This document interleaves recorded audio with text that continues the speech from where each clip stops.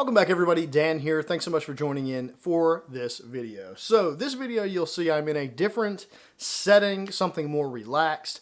I was going to try to do this video over some virtual reality background gameplay, but I decided for this video it'd be better off if I just was seated in a relaxed place. I'm here in the living room and I'm going to kind of tell you my opinion on this little box right here. So that little box is a Oculus Rift S. And I got that about 3 weeks ago, and I've been putting this video off for a few weeks now. I was going to originally do it in 1 week, and then I was going to do it in 2 weeks, and then I decided, 3 weeks is probably that magical number. If you've watched my videos, if you follow me in the past, you know that I made a video of why I left virtual reality and went back to using monitors. And in the comments of that video, because it's been up for some time, loads and loads and loads of people, the most common thing that I heard is that the reason why you felt that way about virtual reality is because you were using a aged or previous generation version of virtual reality. And I hear you loud and clear, and you guys did have a really valid point. I was using Oculus Rift CV1. And I actually purchased that CV1 almost when it first came out, and was, it was consumer version 1. I got it within a couple of weeks of when it was available, and I had it for a very long time. So, rightfully so, those people were pretty accurate in saying I was basing my views on an old headset. So, when I first heard about the Rift S coming out, it kind of intrigued me, but I waited a little while. I wanted to watch some reviews, see what people thought, see what people were saying about it, seeing how much better it was than the previous generation before I wanted to jump in and pay another $400 because I paid $400 for the CV1 originally, and this was another $399 for this headset. But I heard you guys loud and clear, so I finally picked one up, and I got it, like I said, about 3 weeks ago. And I want to basically make this video to talk about two things. And there are a ton of videos already online about the Rift S that will give you specs, resolutions, all that stuff. That's not what this video is about. This is going to be a former Rift CV1 user telling you whether or not it's worth the upgrade to go to the Rift S. So that's what we're going to talk about. So that's the first thing. I'm going to tell you whether or not it's worth the upgrade, or if you're just a new consumer looking to get in VR, is this the headset that you might want to pick? Or is this a decent option anyways? And then the next thing, or the second thing that I want to talk about, which I'll talk about last, is was the Rift S, was this headset enough to change my mind about virtual reality? Now, in case you haven't seen my first video, I'll link it in the description, but in short, I moved away from virtual reality because there were a lot of negatives that went along with the positives of VR, and those negatives I wasn't willing to deal with long term, and so I would rather just use a monitor for my racing. This is primarily for racing, and so I'll answer that. So, first question. Is this a good headset? Is it worth the upgrade from the CV1? Absolutely. If you are someone who is currently using a VR headset, and in specific the CV1, and you already have the mindset that VR is for you and nothing else is better, there's no monitor, there's nothing else you use, you do all your racing, your endurance racing, you can wear this thing for hours, I've heard it all. I can't personally do it, or I couldn't with the CV1. But I know there are people out there that can do that, and you want to know, is it worth paying another $400 to upgrade to the Rift S from the CV1? And absolutely, the answer is yes. So I'm going to give you a very short reasoning list of why I think that. First thing, I'm going to talk about the resolution. Back when I was using the CV1, I was using super sampling at 2.0, so I was doubling the visuals inside the headset, some magic they work, to make the visuals look a little more clearer in the headset. This Rift S, at its base 1.0 super sampling, so no super sampling, just its normal visuals, looks just as good, if not a little bit better than my Rift CV1 did at 2.0 super sampling. So you're getting at least, at least like in the cockpit and maybe 4 or 5 car lengths in front of you, the visuals here in the Rift S are like twice as clear. Now, just like with any headset, I'm sure, the further out you get, especially in sim racing, way down the track, you're still going to get some blurred, you know, it's still going to be hard to see things, and it's easier, but it's still, everything kind of jumbles in together, and it still looks somewhat pixelated, but everything within, I'd say, a half a football field or so from you is incredibly vivid, crisp, and especially I could really tell the visuals inside the car looks almost like looking at a monitor. So looking at your steering wheel, your gauges, your dashboard, the seat beside you as you look all around.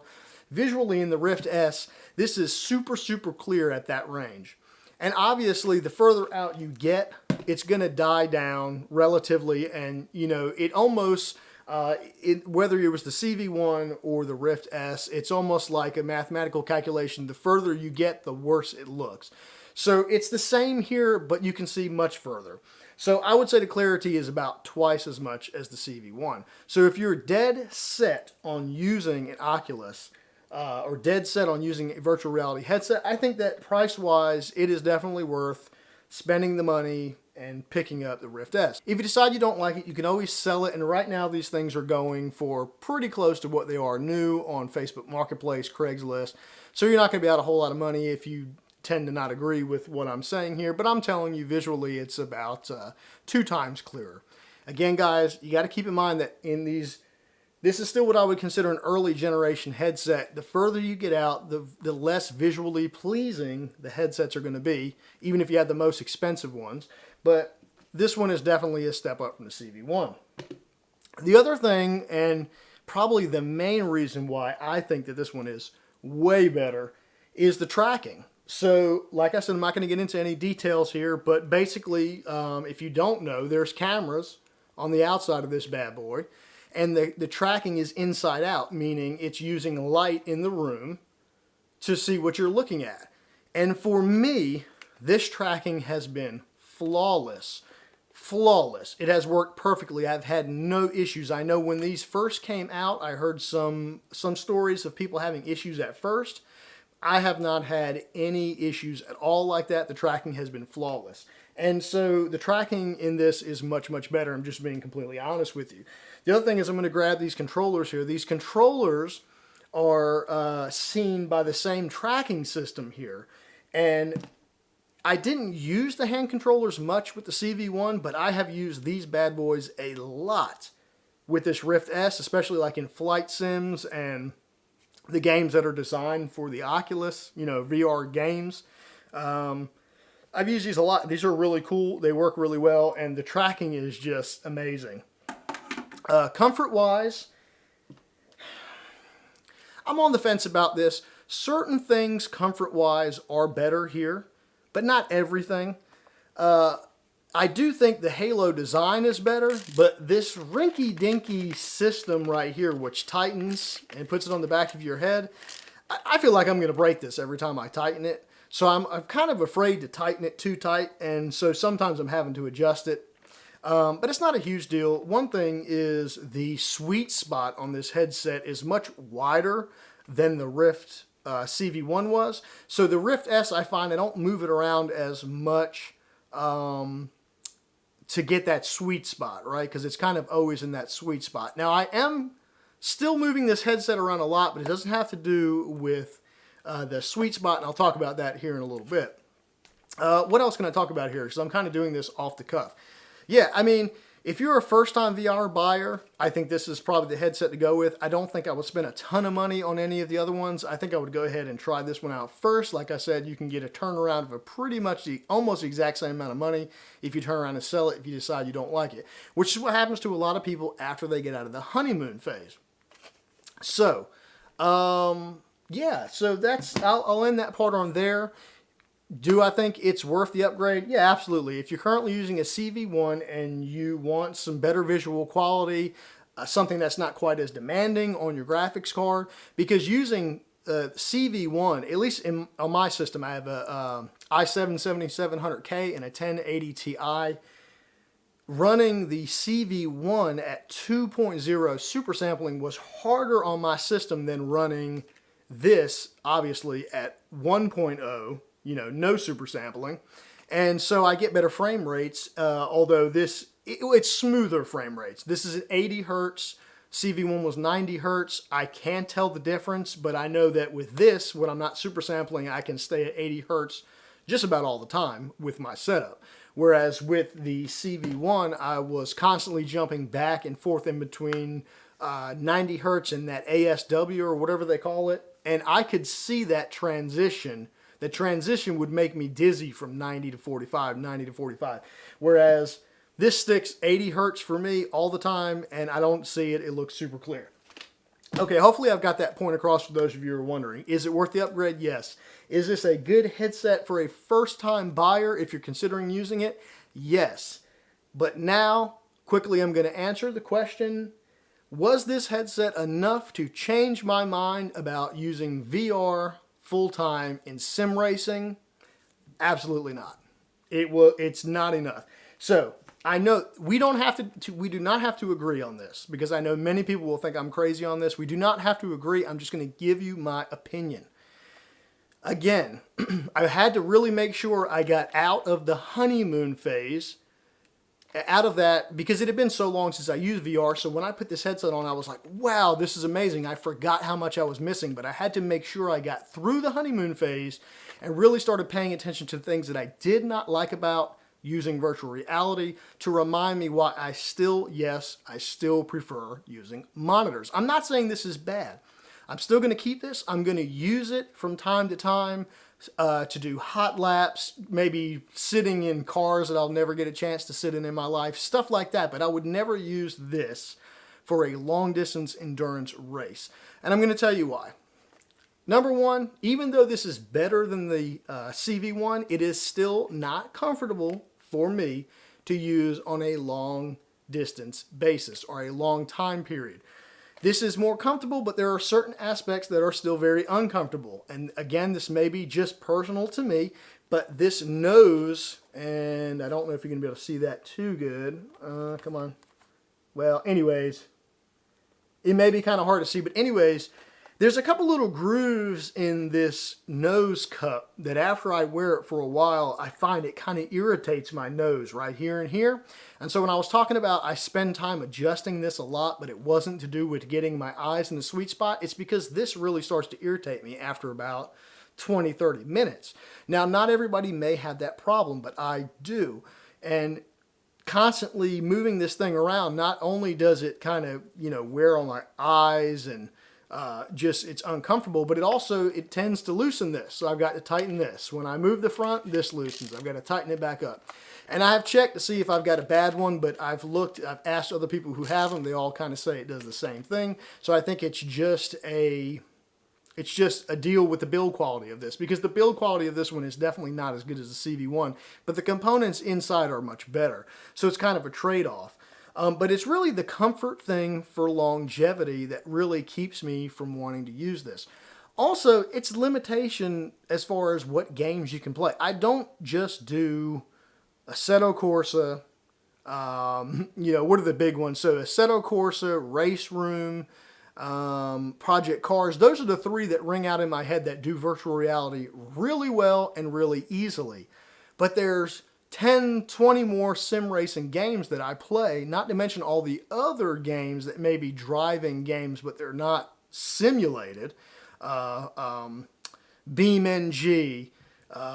There's a bunch of, I could just name games all day, and they're just not ready for virtual reality. So I'm just not interested in putting this on to play one game and then taking it off to play the next game. I'd rather just, if I'm going to spend the money, if I was going to do this again now, knowing what I know, this costs $400. Instead of taking that $400 and purchasing one of these headsets, I think what I would do personally is I would take that $400 and put it on top of whatever monitor I was going to get, and just get that much better of a monitor so I could get all the benefits of that monitor for every game I'm going to play. I feel like virtual reality is just still very limited, and it's just not comfortable enough for me.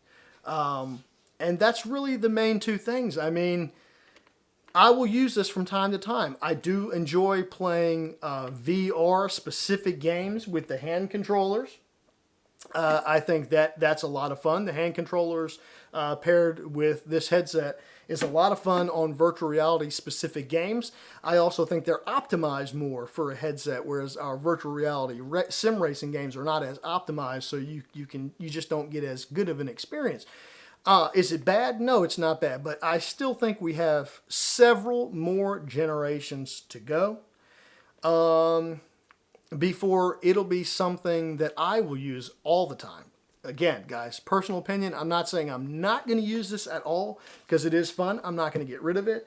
But for me, it's just not going to be my primary source of sim racing or racing games just due to the comfort and, you know, just the limitations on what games you can use to play it. And I know some people will say, well, it's not a big deal to jump back and forth from virtual reality to a monitor, and it's not. But it's the cost savings you're looking at there. You can either save that money or you can put that same $400, $399, like I said, towards a better monitor, and you'll get that additional experience from that better monitor, whether that be larger, ultra wide, super ultra wide, whatever it is you're putting the money to. You'll get those benefits on every game, and not just the ones that actually work with virtual reality. Now, I know I'm going to get a lot of hate on this video, and that is fine. Remember, we do not have to agree. What this headset did do, though, is in one generation, this has gotten so much better that it has got me from thinking that we'll never be to a point where virtual reality will be the mainstream to, if they continue making jumps like this, it will probably be within a few generations. Definitely not the next one. Of course, hardware has to keep up. Graphics cards have to get better, have to get cheaper. And a lot of stars have to align. But this headset right here has let me know that at some point in time, virtual reality will become a much more normal thing. Will it be normal for me anytime soon? I doubt it. I will use it, like I said, from time to time, but I do not think that I will use it all the time. The majority of the time it's going to stay in the box, and I'm going to continue using my screen or screens to sim race. So, hopefully that wasn't too jumbled up, guys. This is like the 4th or 5th take I've tried to make this video, but we finally got it finished. And yeah, so that's my take. If you're considering VR, this is definitely a good entry-level VR headset to start with. It's definitely not going to be the best, but I don't think spending $1,000 on a headset is really worth your money at this time. I could be wrong, though. So, as always, guys, thanks so much for watching. If you like what you saw here, please click that like button. Remember to hit the subscribe and the bell to get notified every time I let out some content for the world to see. Thanks so much for watching, and I'll talk to you guys in the next video. We'll see you.